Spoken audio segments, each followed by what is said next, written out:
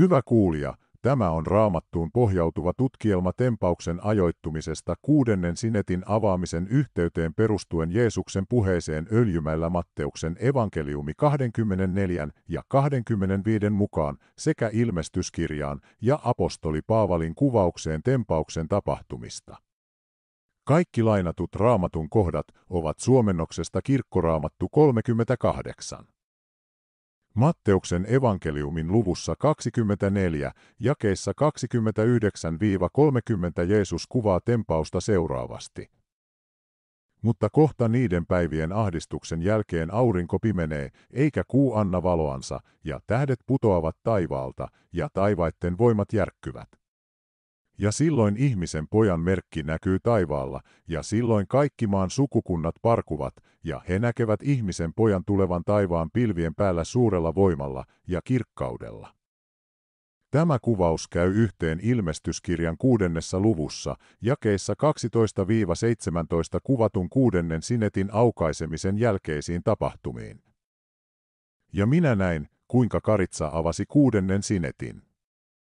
Ja tuli suuri maanjäristys, ja aurinko meni mustaksi niin kuin karvainen säkkipuku, ja kuu muuttui kokonaan kuin vereksi, ja taivaan tähdet putosivat maahan, niin kuin viikunapuu varistaa raakaleensa, kun suuri tuuli sitä pudistaa, ja taivas väistyi pois niin kuin kirja, joka kääritään kokoon, ja kaikki vuoret ja saaret siirtyivät sijoiltansa.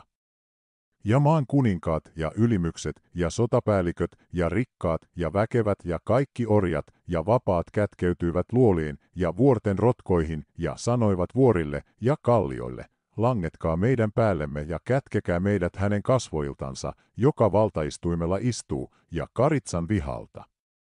Sillä heidän vihansa suuri päivä on tullut. Ja kuka voi kestää? Auringon ja kuun pimentyminen sekä taivaan ja maan järkkyminen ovat Raamatussa kertaluonteisia tapahtumia, jotka profeetta Joelin mukaan tapahtuvat juuri ennen suurta ja peljättävää Herran päivää, Joel luku 2 ja 31. Jeesus jatkaa Matteuksen evankeliumin luvussa 24, jakeessa 31. Ja hän lähettää enkelinsä suuren pasunan pauhatessa, ja he kokoavat hänen valittunsa 4 ilmalta, taivasten ääristä hamaan toisien ääriin. Tämä sopii hyvin yhteen ilmestyskirjan 7. luvun kanssa, jossa enkelit pidättävät kaikkia 4 ilmansuunnan tuulia merkitäkseen 12 000 ihmistä jokaisesta Israelin 12 sukukunnasta. Sen jälkeen minä näin 4 enkeliä seisovan maan 4 kulmalla ja pitävän kiinni maan 4 tuulta, ettei mikään tuuli pääsisi puhaltamaan maan päälle eikä meren päälle eikä yhteenkään puuhun, ilmestyskirja, luku 7, jae 1. Ja sanoi, älkää vahingoittako maata älkääkä merta, älkää myös puita, ennen kuin me olemme painaneet sinetin Jumalamme palvelijain otsaan. Ja minä kuulin sinetillä merkittyjen luvun, 144 000 merkittyä kaikista Israelin lasten sukukunnista, ilmestyskirja, luku 7, jakeet 3–4.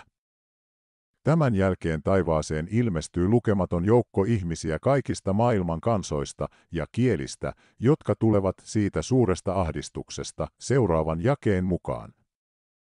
Ja minä sanoin hänelle, Herrani, sinä tiedät sen.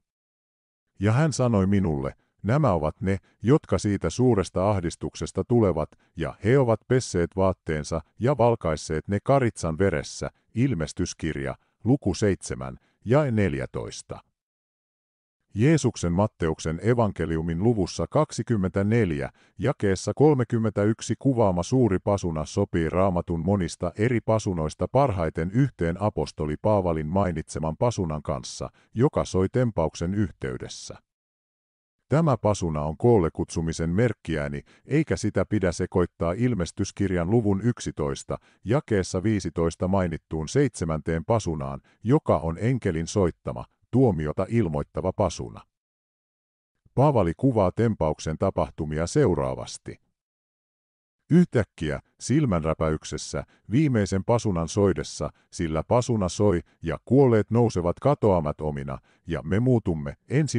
Korinttilaiskirje, luku 15, jae 52.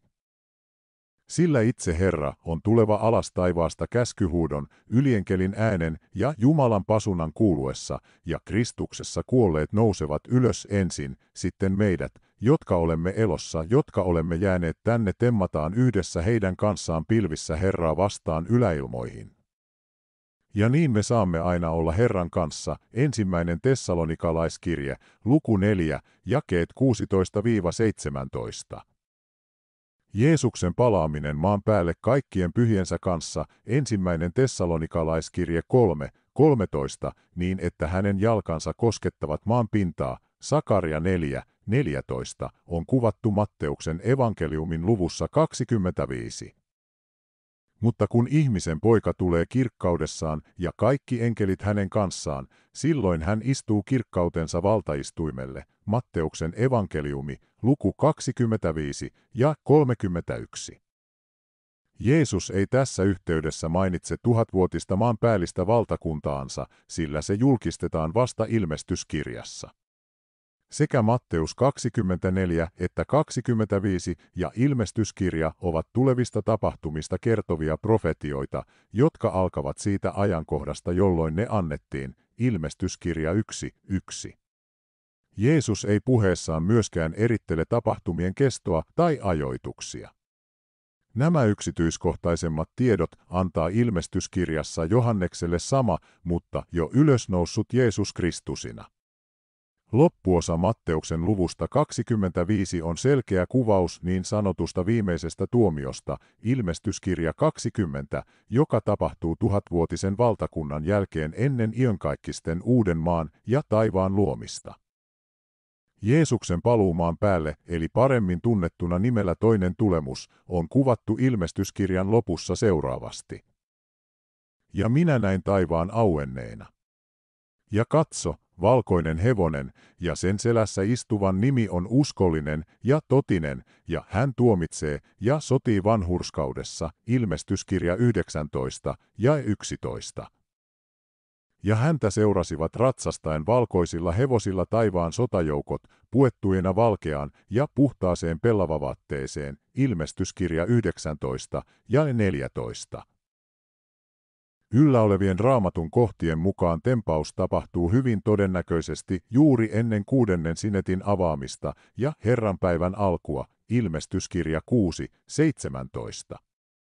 Jeesuksen toinen tulemus tapahtuu taas puolestaan Herranpäivän lopussa. Herranpäivä on synonyymi lopun ajan 7 viimeiselle vuodelle, jotka tunnetaan myös nimellä Danielin 70. vuosiviikko, Daniel 9, 24–27, tai Jaakobin vaiva, Jeremia 37. Matteuksen evankeliumin luvussa 24 Jeesus vertaa hänen toisen tulemuksensa aikaa Noan aikoihin. Noan aikoihin Jumala puhdisti syntisen maailman vedellä, mutta toisessa tulemuksessa hän puhdistaa sen tulella. Aivan kuten Noa nostettiin maan tulvavesien ylitse, niin myös Jeesukselle uskollinen seurakunta nostetaan taivaaseen pois tuomioiden tieltä. Ja aivan kuten Noa oli vanhurskas Jumalan silmissä, niin ovat myös tosiuskovat. Heidät on pesty puhtaaksi vapahtajansa verellä, eikä heitä tarvitse puhdistaa enää uudelleen. Tämä on syy tempaukselle. On selvää, että Jeesus on jo tälläkin hetkellä maailmankaikkeuden korkein hallitsija. Mutta kuten maallisten kuninkaittenkin kohdalla, valtakunnassa voi syttyä kapina, varsinkin jos kuningas on pitkään poissa. Matteuksen evankeliumin luvuissa 24 ja 25 Jeesus antaa meille kaksi vertausta, joissa hän vertaa valtakuntaansa Herraan, joka lähtee matkalle ja jättää palvelijansa huolehtimaan omaisuudestaan. Jotkut palvelijoista vaipuvat laittomuuksiin ja kohtelevat huonosti isäntänsä omaisuutta ja muita palvelijoita. Isännän palatessa odottamatta kotiin, hän rankaisee ja hävittää tottelemattomat huonot palvelijat, kun taas hyvät palvelijat palkitaan heidän uskollisuudestaan ja hyvistä teoistaan. Nämä vertaukset paljastavat syyn lopun ajan viimeiselle 7 vuodelle. Jeesus tulee takaisin maan päälle tuomitsemaan sen sekä asettamaan iankaikkisen rauhan. Ja mikä tärkeintä, Jumala suunnitteli tämän ajanjakson saattaakseen omaisuuskansansa Israelin takaisin yhteyteensä heidän tunnustaessaan Jeesuksen Herrakseen ja vapahtajakseen, Messiaksi, jonka he kerran hylkäsivät. Tämä tutkielma ei ota kantaa yllä olevissa Raamatun jakeissa esiintyvien ihmisryhmien henkilöllisyyteen, nimittäin valitut, Matteus 24, 31, 144 000 sinetöityä, Ilmestyskirja 7, 4 sekä lukematon kansanjoukko, joka ilmestyy taivaaseen 6. ja 7. sinetin välillä, Ilmestyskirja 7, 9. Ilmestyskirjassa on myös muita mahdollisuuksia tempauksen ajoitukselle, esimerkiksi Johanneksen kutsuminen taivaaseen suuren trumpetin äänellä, Ilmestyskirja 4, 1 ja Ilmestyskirjan 11. luvun 2 todistajan ylösotto. Parhaimmillaan nämä voisivat olla myös kuvauksia useiden eri ihmisryhmien tempauksista, joista 6. sinetin tempaus on näkyvin. Se, että ihmisiä ilmestyy taivaaseen Ilmestyskirjan 7. luvussa, todistaa, että tempaus, ylösotto, on tapahtunut. Ihmisten lukematon määrä puolestaan viittaa siihen, että kyseessä on pääsato. Jeesus mainitsee Matteuksen evankeliumin luvuissa 24 ja 25, että ihmisen pojan merkkiä ja hänen tulemistaan pilvissä edeltää hävityksen kauhistus, Matteus 24, 15-20, sekä suuri ahdistus, Matteus 24, 21. Hävityksen kauhistuksen ollessa luultavasti jonkinlainen aloitustapahtuma Juudeassa. Jeesus mainitsee sanat noina päivinä 4 kertaa hävityksen kauhistuksen ja suuren ahdistuksen yhteydessä. Näin ollen nämä tapahtumat eivät välttämättä ole kovin pitkäkestoisia ja ne voidaan laskea päivissä vuosien sijaan. Tämä on vastoin tavanomaista näkemystä, jonka mukaan suuri ahdistus olisi joko 3,5 tai enintään 7 vuoden mittainen.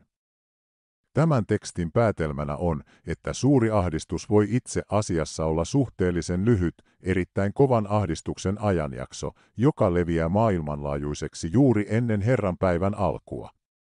Tämä ei tarkoita, että jäljellä olevat viimeiset vuodet olisivat missään nimessä helppoja Israelille tai muille jälkeen jääneille ihmisille.